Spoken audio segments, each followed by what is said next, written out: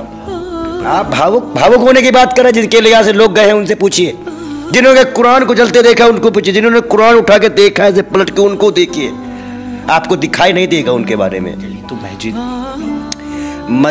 मस्जिद एक दीवार है, कुरान एक पाक चीज है। जिस मंदिर मस्जिद के अंदर वो रखी थी वो कुरान है, जो भावनाओं और दिलों में बसी हुई है, गीता रामायण बसी हुई है, और उस चीज को आप नहीं छिपा पाएंगे। क्या मजाक है ये?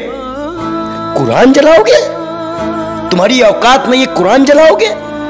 बुज़दिल भीड़ में जाके झुंडों में जाके कुरान जलाओगे? ये तुम्हारी औकात है?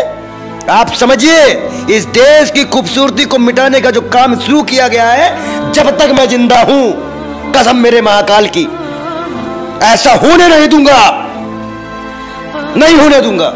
जब तक मेरे शरीर का एक एक कतरा निकलेगा, जब तक मेरे शरीर का एक एक कतरा निकलेगा, तब तक एक ही आवाज आएगी, हम एक हैं, हम एक हैं, हम एक हैं।